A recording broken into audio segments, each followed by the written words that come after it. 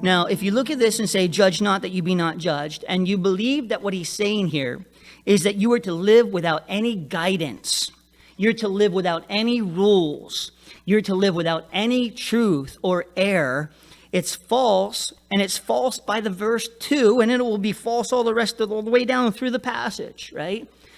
He's not saying here that Christians should be oblivious to right and wrong, that they should ignore truth and error. He's not saying that there is no difference between those things and we should all just be happy hippies that just let everybody do what everybody does, and therefore we won't be judged by anybody and we won't judge anybody and we should just let it rule out. That's not what he's saying.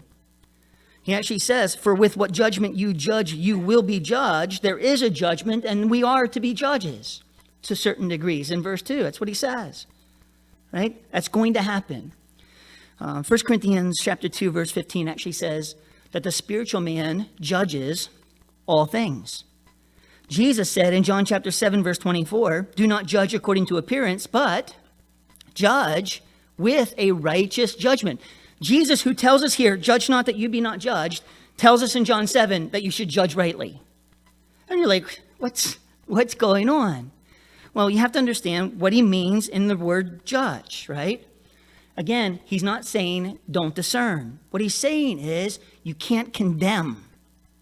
You can't place final verdict on anybody. It's not yours to tell somebody that they are without grace, that they're going to die and go to hell without any opportunity of being saved or transformed in any type of way. We never get the opportunity of placing final verdict on anybody. As long as somebody's alive, there's a chance. We can't condemn, right?